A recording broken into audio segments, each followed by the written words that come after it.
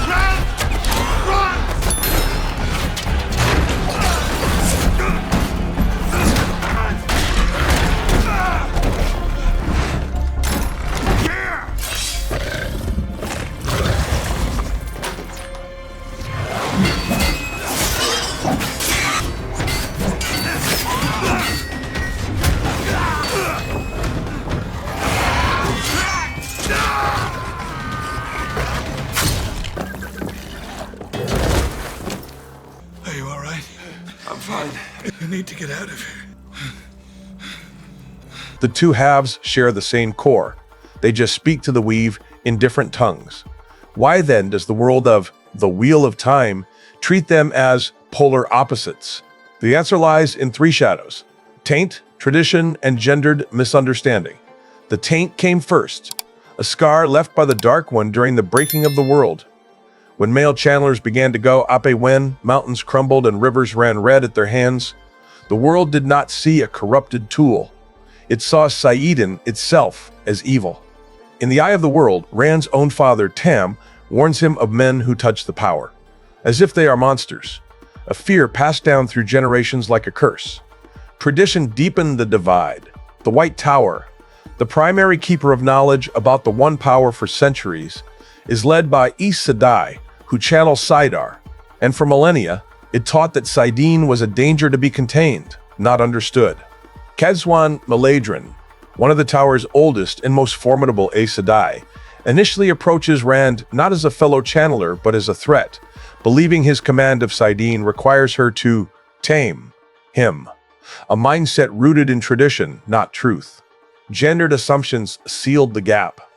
People looked at Saidin's raw strength and labeled it male, at Saidar's attunement and called it female, then twisted those labels into stereotypes. Saidin is chaotic and violent. Saidar is calm and weak.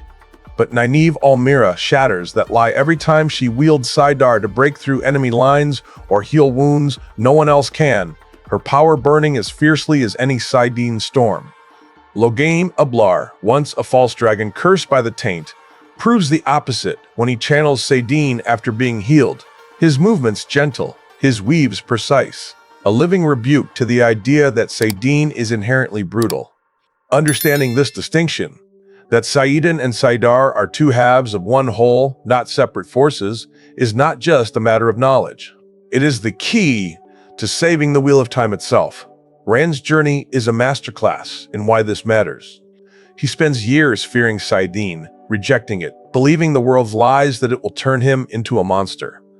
It is only when he accepts that Saidin is part of him and part of the One Power's balance that he can purify it, that he can stand against the Dark One. Egwene Alvir, too, recognizes this truth as Amerlin's seat. She works to bridge the gap between male and female channelers, arguing that the White Tower cannot win the last battle alone, that they need the strength of Saidin as much as Saidar. In A Memory of Light, when a small band of male channelers joins Aes Sedai to defend Shael Ghul, their combined weaves Saidin's structure and Sadar's flow create a barrier that even the Forsaken cannot break. Without that understanding, the pattern would unravel. The breaking of the world happened because the balance between Saidin and Saidar was destroyed. The taint turned one half against the other, and the world fractured. To prevent a second breaking, to keep the wheel turning, the world must see Saidin and Saidar not as separate, but as two parts of a single dance. This is the heart of the cosmic dance, not a battle, but a harmony. Saidin and Saidar do not fight each other, they complete each other. The world's fear and tradition have blinded it to this truth for too long, but the channelers who matter, Rand, Egwene, Nynaeve, Logain, have begun to see clearly.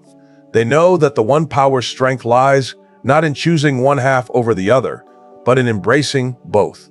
And in that embrace, the Wheel of Time finds its balance. The last battle is won, and the world is saved.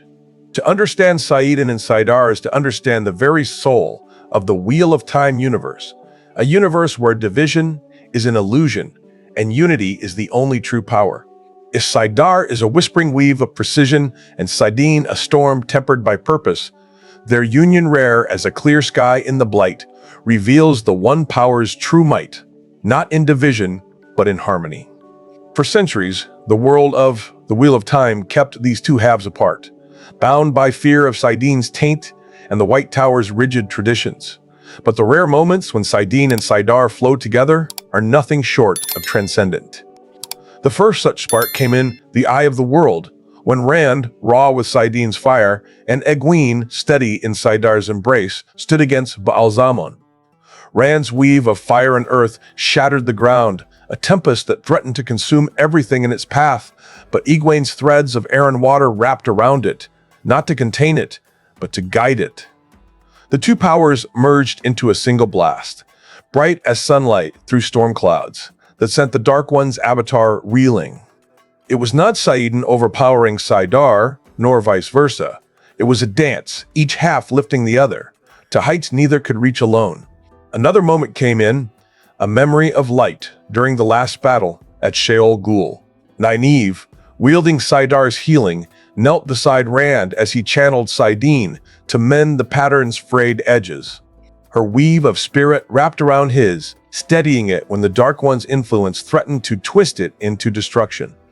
Together, they sealed a crack in the pattern that would have let darkness flood the world, a feat no single channeler, male or female, could have accomplished. These moments are rare, not because the one power resists unity, but because fear and tradition have taught people to resist it. When they let go, though, the result is a power that bends even fate.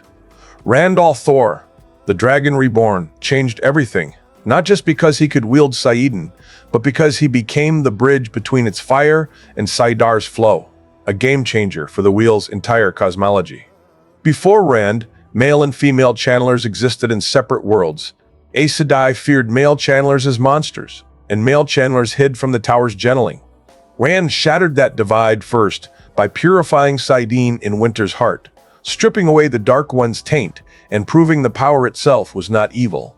But more than that, he learned to trust Saidar's wielders, to see Nynaeve as a healer, not a threat, to let Egwene guide his power instead of fighting her. His unique ability was not just channeling Saidin, but seeing the one power as a whole. When he stood in the heart of the stone, in the fires of heaven, he heard Lews Therin's voice warn him of the danger of division, of how the breaking happened because male channelers turned from female ones. Rand took that lesson to heart. He brought Logain Ablar, once a false dragon, now healed of the taint, into his circle, and together they worked with Aes Sedai to defend the world. For the first time in millennia, male and female channelers linked their powers not out of necessity, but out of trust. This was the cosmology shift. The wheel does not turn on one half of the power, but on both. Rand's role was not just to be a hero, but to be a unifier, to show the world that Saidin and Saidar are not enemies, but two parts of a single truth. This unity is what the old prophecies spoke of, though many misread them as tales of a lone hero. The prophecy of the dragon does not say the dragon will defeat the Dark One alone.